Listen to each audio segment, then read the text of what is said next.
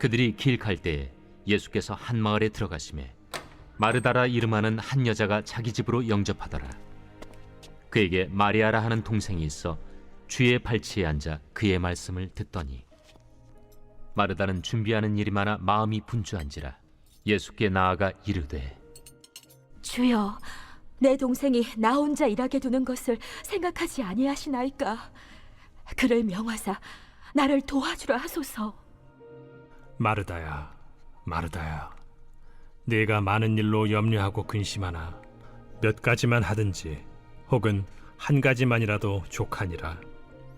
마리아는 이 좋은 편을 택하였으니 빼앗기지 아니하리라.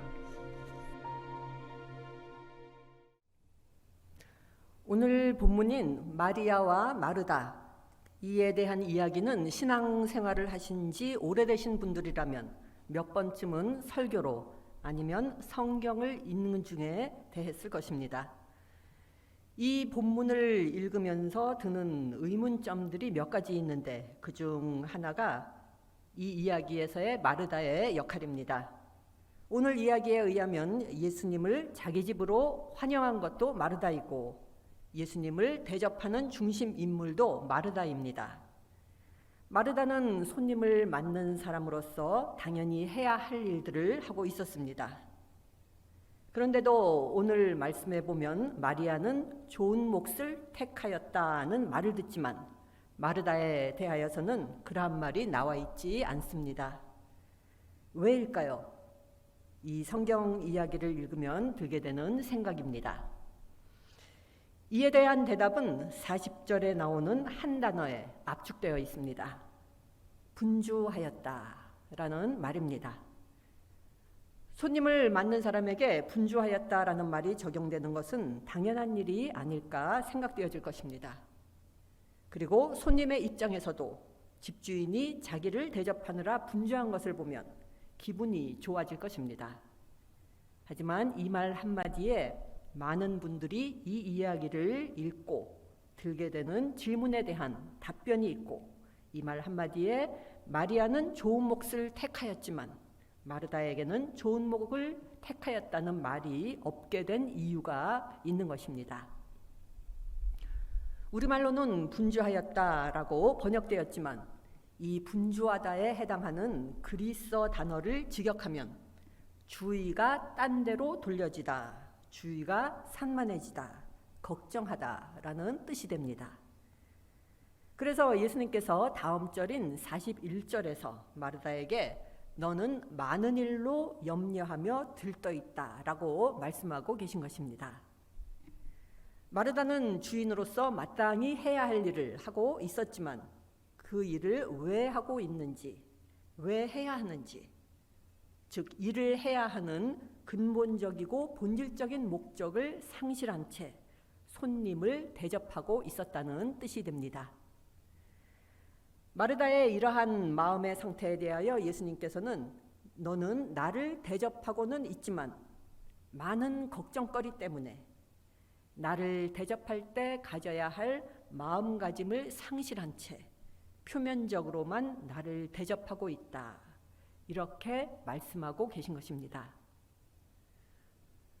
주님이 중심이 되고 주님께 초점이 맞추어져야 되는데 대접이 중심이 되고 목적이 되어버린 것입니다.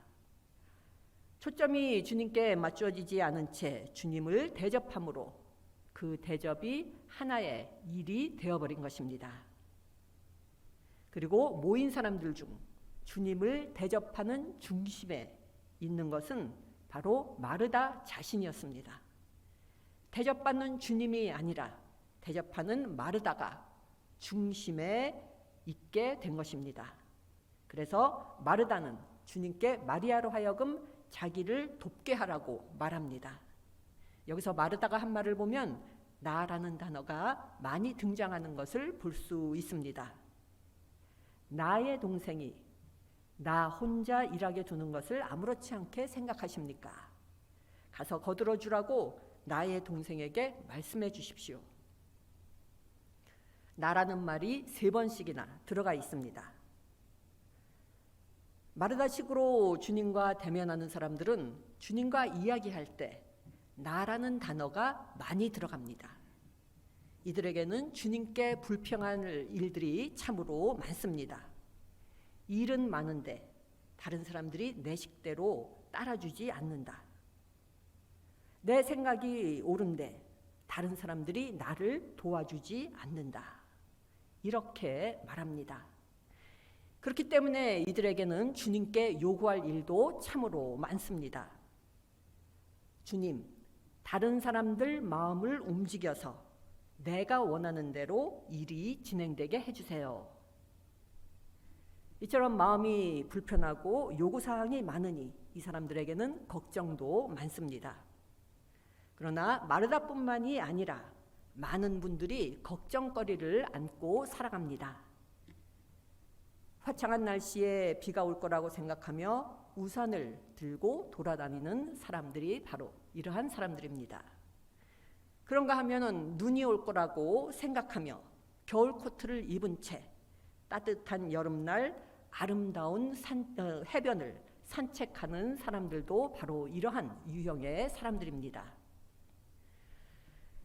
때때로 신문지상을 통해서 보면 과로로 인해서 건강을 해치고 심지어는 목숨까지 잃는 경우들을 우리들이 보게 됩니다. 신문 기사에 의하면 대체적으로는 일이 많아서 과로로 그렇게 되었다고 하지만 실은 과로가 아니라 그보다는 걱정 때문에 그렇게 되었을 것입니다. 이 일을 못 끝내면 어떻게 하나 하는 그 걱정 때문에 그 일을 멈추어야 하는데도 멈추지 못하고 계속 일하다가 과로로 쓰러져서 사망하게 되는 것입니다. 하루의 근심은 우리가 일한 하루의 일의 분량보다 더 심하게는 우리가 일주일 동안 일한 그 분량보다 더 우리를 피곤하게 합니다. 그렇기 때문에 우리를 죽음의 길로 몰아가는 것은 일이 아니라 걱정입니다.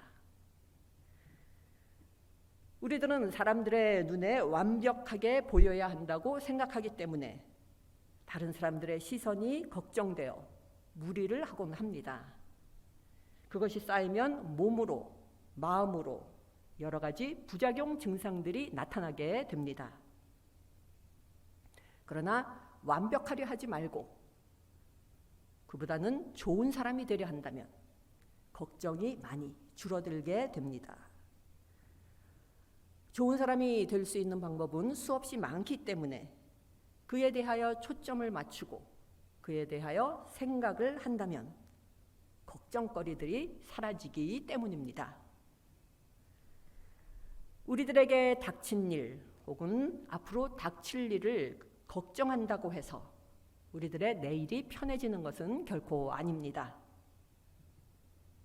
그 걱정 때문에 우리들이 오늘 누릴 수 있는 평화만 사라질 뿐입니다.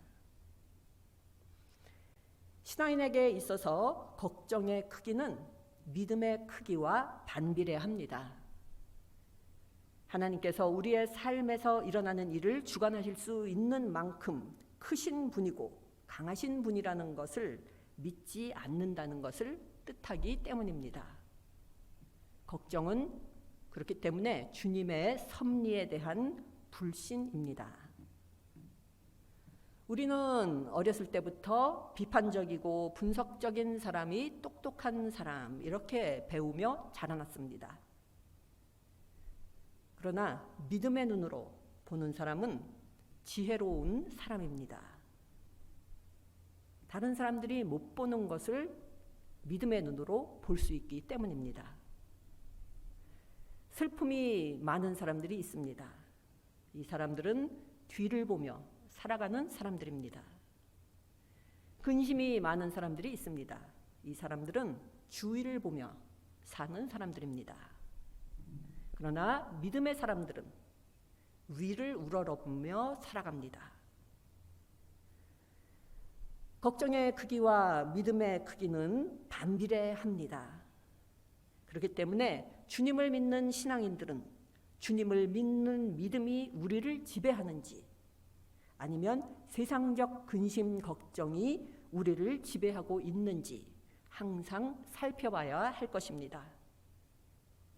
우리는 주님을 믿는 믿음이 있기 때문에 걱정이 아니라 평화를 선택할 수 있는 힘이 있습니다.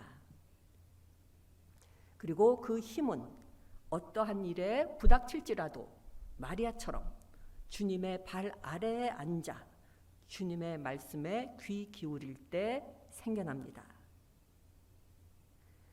걱정은 바꿀 수 없는 것을 놓고 자기 자신과 나눈 대화이다 라는 말이 있습니다. 그래서 걱정거리가 있을 때 사람들은 머릿속으로 실로 많은 소설들을 써내려 갑니다. 하지만 그러한 일들 앞에서, 똑같은 일들 앞에서 믿음의 사람들은 소설을 써내려가는 것이 아니라 기도를 합니다.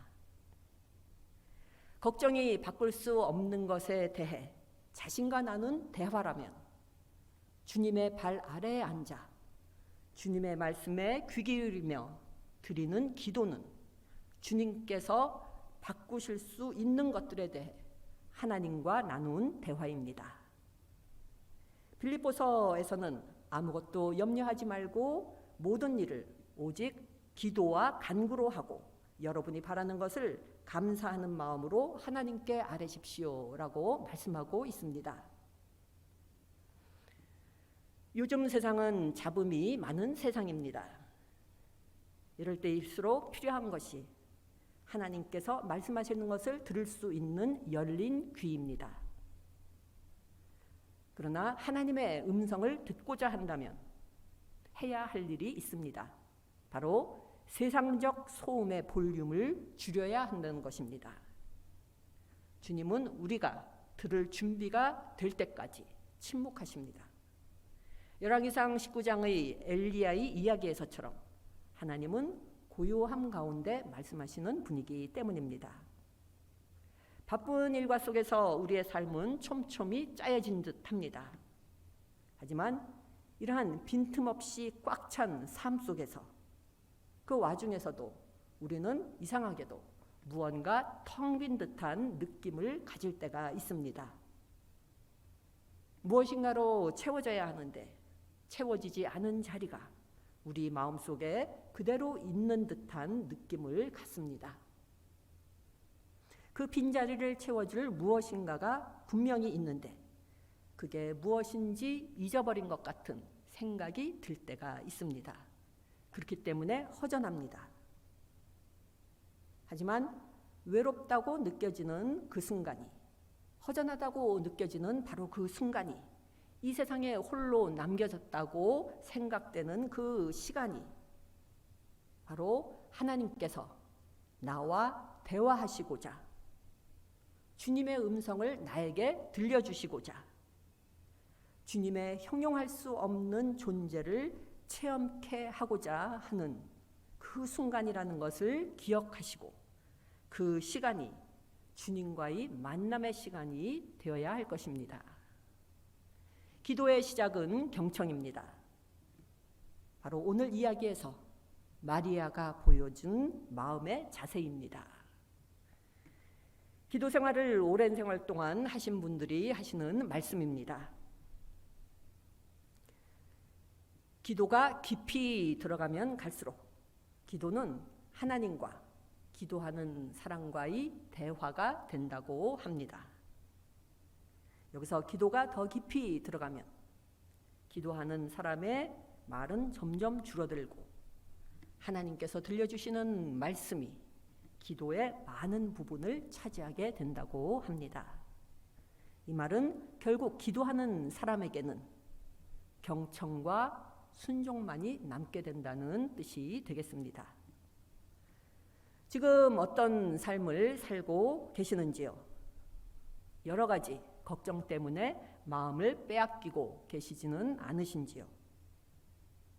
그렇다면 주님의 발치에서 다른 사람들은 아무도 모르는, 그렇지만 해결해야 할 내 마음의 문제들을 그곳에서 해결하시기 바랍니다. 주님의 발 아래서 마음의 상처와 고통이 치유함을 받으시기를 바랍니다. 우리가 기도할 때 주님께서는 듣고 계십니다. 우리가 경청할 때 주님께서는 말씀하십니다.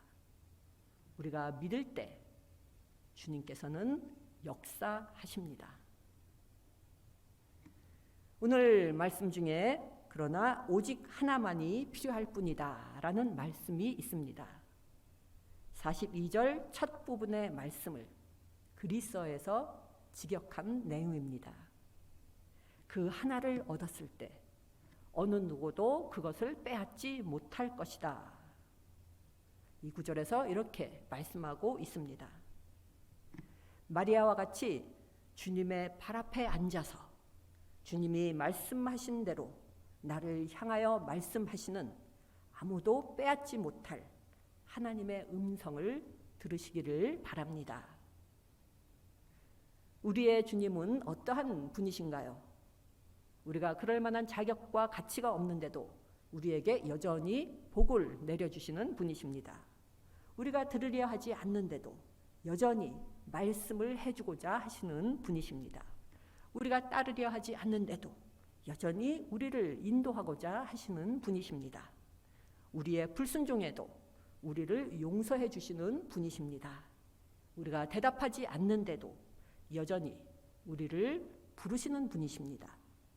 우리가 불충실해도 여전히 우리와 함께 동행하시는 분이십니다.